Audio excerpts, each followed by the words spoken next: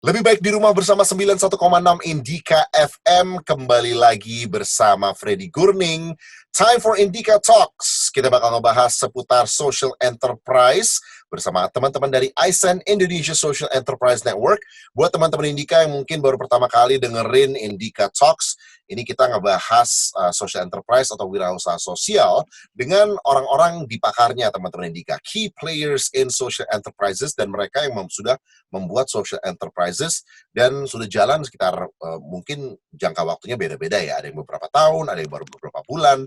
And today kita bakal ngobrol-ngobrol sama Mbak Kris Ayu Madina dari Gumi Bambu selaku founder dari Gumi Bambu, and she's joining us via video and also audio. Selamat pagi Mbak Kris Ayu. Hai, selamat pagi Mas Freddy. It's great to see your face and also talk to you, ngobrol-ngobrol seputar social enterprise. Hopefully we can take a bit of time ngebahas tentang Gumi Bambu. Ya. Oke, mungkin kita mulai dari Gumi Bambu in a nutshell as a general ya. Gumi Bambu ini social enterprise yang berkecimpung di sektor mana ya Mbak ya? What's the purpose of Gumi Bambu? Oke, jadi untuk Gumi Bambu sendiri kita mulainya di tahun 2018, akhir tahun. Jadi kita lebih ke usaha sosial dan platform penyedia barang ramah lingkungan yang di-source dari lokal potential ataupun dari SDA dari pedesaan. Bedanya kita dengan usaha sosial lain yang menyediakan produk-produk ramah lingkungan. Jadi produk-produk kita tuh kayak sedotan bambu, kemudian juga alat makan bambu, terus alat makan dari kelapa yang benar-benar kita coba untuk resource-nya itu dari pedesaan. Tujuannya kita di sini ada dua sih sebenarnya. Jadi yang pertama mempromosikan konsumsi dan produksi bijak masyarakat lewat pemanfaatan potensi desa. Yang kedua juga pemberdayaan pengrajin wanita di pedesaan melalui peningkatan pendapatan mereka, kita ngasih pelatihan skill dan kepemimpinan juga. Itu sih untuk short description-nya dari Gumi Bambu. Well, obviously you do a lot more things than that. Itu cuma short description in general doang ya. Tapi mungkin kita mulai dari Gumi Bambu pertama kali didirikan tuh tahun berapa ya Mbak ya? Kita mulainya 2018 Desember. Cuma sebenarnya kita udah mulai sebagai kita mungkin agak beda dari yang lain. Kita mulainya sebagai social project sebenarnya, project sosial di tahun 2017. Cuman kita ngerasa bahwa jadi project sosial yang mungkin harus based on donation, kemudian juga masih tergantung dari grant. Kita ngerasa bahwa yang kita lakuin masih sama sih. Kemarin kita melakukan pemberdayaan ke pengrajin wanita gitu, dan juga bikin produk-produk ramah lingkungan, tapi kita ngerasa kita nggak bisa sustain diri sendiri sebagai proyek sosial dengan mengandalkan donasi dan juga grant gitu. Akhirnya kita rasa gimana ya biar bisa tetap lanjut, dan salah satu co-founder kita, Juli, nyaranin, gimana kalau kita pivoting jadi usaha sosial gitu. Jadi kita still bisa sustain diri sendiri dengan pendapatan itu, dan juga tetap misi sosialnya terjalankan. Oke. Dan ini obviously berdampak untuk orang-orang di daerah itu ya. We haven't talked about it. Ini daerah specifically di daerah mana nih ya difokusin sama Gumi Bambu? Kita di Lombok, Nusa Tenggara Barat. Oh, Lombok. Speaking of Lombok. Yeah, speaking of Lombok, udah kangen banget ke pantai, but yeah, that's another topic. Tadi sedikit ngebahas tentang just general information dan visi misi Gumi Bambu, what their purpose is. Tapi I just want to take a little bit of a istilahnya apa ya? I just want to take it back a notch to the time waktu pertama kali Mbak Kris Ayu dan juga Mbak Juli pertama kali birth this idea, melahirkan ide untuk Gumi Bambu. How did that come about? Munculnya dari mana tuh Mbak Kris Ayu? Oke. Jadi karena kita dari Lombok ya, salah satu co-founder kita, Juli, itu emang kerja di pariwisata.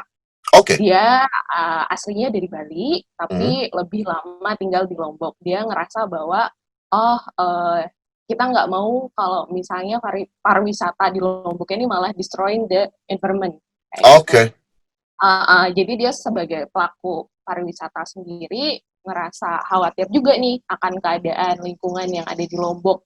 Apakah dia akan menjadi the second Bali atau gimana gitu. Jadi dia mencoba untuk mencari cara alternatif gimana sih bisa mempromosikan konsumsi yang bertanggung jawab ke sektor pariwisata setidaknya di sekitarnya dia kayak gitu. Dan aku sendiri kenapa Gumi Bambu ini like mix dari pemberdayaan wanita dan juga tentang lingkungan. Aku background-nya di tahun 2016 emang bekerja sebagai NGO worker di Lombok juga. Jadi aku field officer yang menghandle untuk perlindungan anak dan perempuan di tahun 2016. Oke. Ya, jadi aku udah biasa masuk ke pedesaan-pedesaan kayak gitu. Jadi ngelihat sendiri realnya keadaan di pedesaan tuh seperti apa. Misalnya dari penelantaran anak, kemudian juga kekerasan rumah tangga. Yang somehow aku lihat di Lombok mostly karena wanita nggak cuma di Lombok aja, mostly itu karena keadaan ekonomi mereka. Jadi mereka nggak bisa melawan juga, mereka nggak bisa survive atau at least stand for themselves Right. karena mereka nggak punya kemampuan ekonomi itu. Dan emang akses untuk pendidikan pun masih susah untuk di pedesaan karena di sini ada culture yang namanya merarik kodek ataupun menikah dini. Jadi biasanya mereka masih umuran SD, SMP sudah menikah.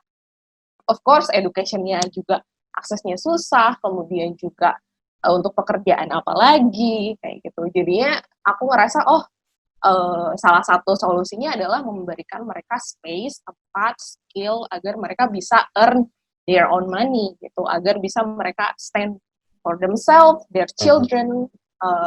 Jadinya waktu itu aku sama Juli bisa berpikir untuk bikin project bareng karena kita sama-sama lulus dari satu program academic fellowship dari YSEALI di Arizona State University di US di tahun 2016 juga. Nah, pas balik kita yuk kita bikin project bareng dan kita nge-mix concern kita masing-masing, aku tentang pemberdayaan wanitanya, dia tentang lingkungannya itu sendiri gitu. Dan seperti tadi di session ya, jadi seperti tadi di season sebelumnya, aku bilang kita mulainya sebagai proyek sosial karena kita dapat grant di tahun 2017 itu. Okay. Dan setelah grantnya habis 1 tahun, kita ngerasa gimana ya biar bisa tetap lanjut ini proyek. Dan ya udah kita pivoting sebagai usaha sosial. Waktu itu masih belajar, masih dengar-dengar kayak dari temen, kayak dari duanya, kayak gitu. Ternyata bisa ya ada model seperti ini gitu. Kita banyak terinspirasi dari sana juga sih. Jadi akhirnya kita mencoba kita pivoting ke sana jadi sebagai Gumi Bambu sekarang. Dan aku sempat mau tadi Mbak Chris Ayu sempat mention kalau misalnya di Lombok ada suatu adat yang mengatakan kalau banyak wanita Lombok itu harus menikah dini, dan tiba-tiba Mbak Chris Ayu, I forgot what year it was, masuk ke Lombok dan trying to instill this idea of independency dan working for themselves gitu. Pas pertama kali Mbak Chris Ayu datang ke Lombok dan ngobrol ke beberapa wanita yang ada di Lombok, apakah mereka ada pushback karena selama ini yang mereka tahu adalah culture dan budayanya mereka seperti berapa tahun, sudah berpuluh-puluh tahun diikuti, atau memang selama ini they're looking for independence, tapi belum ada triggernya aja nih? Oke. Mungkin aku jelasin dulu culture yang dimaksud itu apa. Jadi untuk mereka nikah dini ataupun merekode di Lombok ini sebenarnya ada di beberapa desa, ada yang emang masih memegang teguh itu, ada juga yang lumayan open. Dan untuk yang memang masih memegang teguh itu agak susah. Jadi kayak mereka bisa melarikan si anak perempuan ini, for instance, mereka ada kemudahan untuk mereka menikah muda karena si wanita tinggal dicuri dari rumahnya dan dilarikan selama 1 hari, they have to marry. Dan even the woman don't want to. Oh my goodness, okay. Yeah. At that time I was like, because I'm not from Lombok, so I'm saying like, oh, it's fortunate but unfortunate for them because what if I go at night and then someone like kidnap me and then in the next Tiba-tiba nikah morning besoknya, even ya. we didn't do anything, Ya. ya tiba-tiba nikah karena itu emang udah adat ya di sana. Nah, cuman nggak semua daerah di Lombok seperti itu, ada yang masih lebih open dan kita kebetulan masuk di desa yang lumayan terbuka gitu. Jadi mereka ketika kita datang mereka merasa bersyukur karena akhirnya sekarang bisa kerja sendiri, nggak harus menggantungkan diri ke suaminya mereka, karena mostly mereka suaminya paling bekerja sebagai buruh ataupun TKI ke Malaysia, dan kadang ditinggal juga udah pergi ke Malaysia, kadang nggak ada kabar sama sekali. Kayak gitu. Jadi itu yang mostly menyebabkan penelantaran gitu di Lombok so far. Dan pas kita datang ketemu mereka antusias sih untuk desa pertama yang kita datengin, karena kalau mereka nggak kerja, mereka cuma punya ada satu pilihan, yaitu menjadi pemecah batu ataupun penambang batu. Jadi salah satu itu is the first village that we visit di Lombok Tengah. Dan mereka kalau seharian memecah batu itu cuma dibayar kayak 5.000 gitu. Itu harus datang ke tempat tambang pasir dan batunya sendiri, kadang terus juga mereka harus mecahin batu berkarung-karung, itu dibayar sangat dikit banget sih, sehari bisa kayak 10.000 baru maksimal dapat kayak gitu. Kalau satu keluarga ikutan baru lumayan 30.000 kayak gitu, dan itu banyak banget harmnya, kayak mereka bisa beberapa wanita yang kita udah ajak untuk tes kesehatan paru-parunya bermasalah. Obviously, yeah, of course. Ya, kemudian juga beberapa dalam 1 tahun kita bisa dengar untuk satu dusun pun terjadi kecelakaan yang merenggut nyawa bisa 3-5 kali. Dari awal tahun kemarin ada 5 orang yang tertimbun oleh pasir karena mereka nyari batu, dan itu karena ilegal. Juga ya udah nggak ada safety pokoknya SOP atau apa nggak ada sama sekali. Jadi kita mencoba untuk nyari ini yang lebih aman, bisa dikerjain di rumah, dan ya karena memang spirit untuk bekerja ada di mereka. It's just there's not a lot of outlets to do it too, right? Karena sustainable, ya kan, di awal-awal tahun 2016 ya kalau nggak salah ya, pertama kali dimulai, ya kan, itu 2018 adalah suatu social project, terus habis itu pivoting menjadi social enterprise, terus habis itu kalian juga memberi dampak positif kepada lingkungan, bukan lingkungan tapi kepada orang-orang yang berada di wilayah itu sendiri, the community, which is wanita-wanita pengrajin di Lombok. Dan juga tadi Mbak Chris Ayu sempat mention kalau misalnya in terms of the environmental side, ini Gumi Bambu juga melakukan suatu inisiatif ya di Lombok dan di daerah sekitarnya. Boleh diceritain sedikit, Mbak? Oke, untuk di situ karena balik lagi Julie kan concern tentang sektor pariwisata yang ada di Lombok. Of course, it's related with hotel, cafe, and F&B industry yang huge, yang punya impact besar banget untuk sampah sekali pakai. Betul. Untuk sampah sekali pakai itu. Jadinya salah satu small project yang kita lakuin dari Gumi Bambu sendiri adalah mengajak 25 cafe resto yang ada di Lombok untuk switch menggunakan bambu straw ataupun alternatif lainnya, yang penting nggak single use plastik. Dan kita kasih free bamboo straw dari sana. Kemudian juga kita monitoring secara berkelanjutan ke cafe resto yang emang gabung sama kita, dan bahkan salah satu cafe udah bener-bener banget yang maintaining them to be less plastic dengan coba untuk composting, kemudian juga untuk plastik bagnya mereka ganti sebagai paper bag. Jadi untuk masyarakat lebih luas selain beneficiaries kita, itu sih, jadi kita ajak so far untuk tahun 2019 kemarin ada 25 kafe, kantin yang mencoba untuk bebas dari plastik. Oh, that's awesome.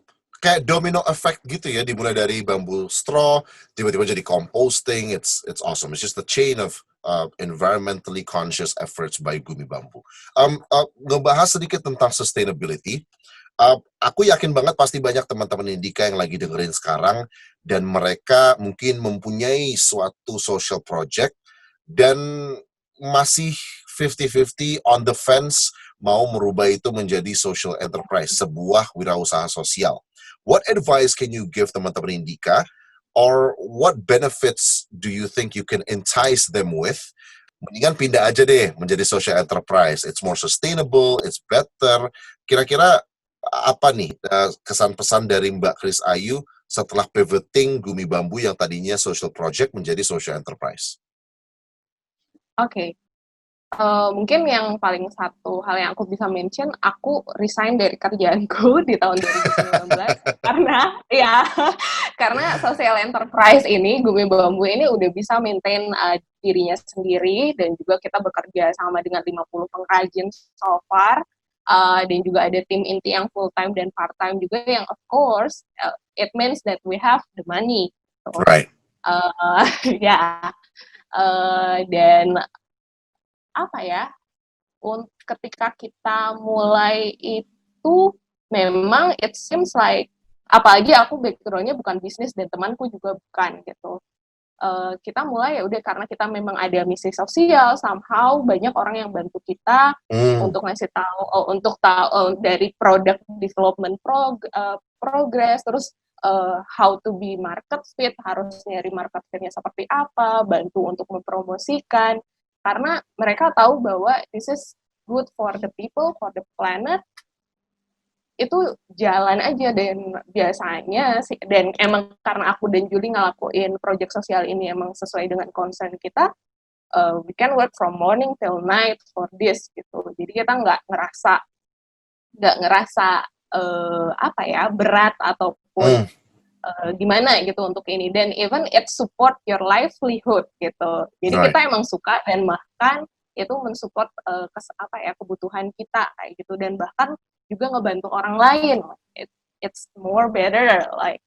Jadi aku bisa rekomendasiin untuk teman-teman yang emang punya social project ataupun berpikiran untuk memulai social enterprise atau social business, just do it. Karena aku sama Julie pun nggak punya background ekonomi sama sekali, tapi karena kita memang punya misi visi itu, akhirnya kita ditemukan dengan orang-orang yang punya expert di bidangnya, ngebantu kita juga, akhirnya kita developing hingga sekarang kita bekerja sama dengan 50 pengrajin, kemudian produk kita juga lumayan vary, dan kita juga dari tahun 2018 itu udah bisa ekspor walaupun kecil-kecilan kayak gitu. Dari usaha sosial ini, dan ya aku juga sampai lepasin kerjaanku karena ya this is become a real thing, like a serious thing. Yeah. My takeaway from that is the fact that there's a lot of passion dari Mbak Kris Ayu ke project ini. So it's almost like, ya kan namanya kerja pasti capek, cuma capeknya nggak secapek yang biasanya gitu.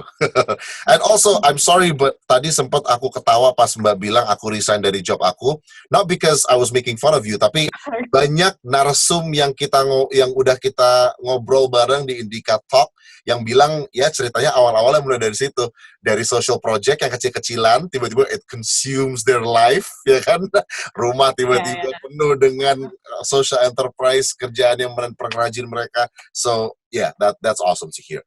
Karena masih banyak yang perlu kita bahas tentang Gumi Bambu, dan gue juga masih mau ngobrol-ngobrol sama Mbak Kris Ayu, but we're kind of running out of time. What we can do though, buat teman-teman Indika is, kalau misalnya teman-teman Indika pengen get in touch with Gumi Bambu in any sort of way, kita bakal ngasih tahu gimana caranya di Talkset ini, teman-teman Indika. So, Mbak Kris Ayu, can you tell the good people yang lagi dengerin Indika pagi ini sekarang, teman-teman Indika, how can they get in touch with Gumi Bambu? Maybe your website or your Instagram. Terus kalau misalnya mau ngedapetin produk dari Gumi Bambu, itu bisa beli lewat mana? Oke, jadi untuk teman-teman yang mungkin ingin tahu informasi dan juga get in touch with us, bisa ke www.gumibambu.com. Kita kebetulan ada website juga. Di situ Sebenarnya selain ada web store untuk kalian bisa purchase langsung di sana, kita bisa pakai gampang ya, pakai GoPay. Nggak apa ya itu. No, you can. No, it's fine. That's totally Pembayaran, fine. oke. That is totally fine. Everybody uses Oke, GoPay. ya.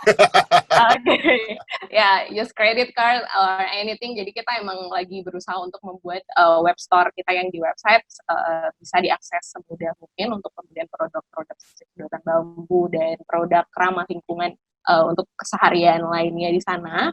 Dan bisa juga follow Instagram kita di @gumibambu. Di sana kita juga selain promosi produk kita, of course kita share juga terkait tips-tips untuk hidup minim sampah. Kemudian juga biasanya kita akan kasih story tentang pengrajin-pengrajin kita dan culture dari Lombok dan lain-lain juga di sana.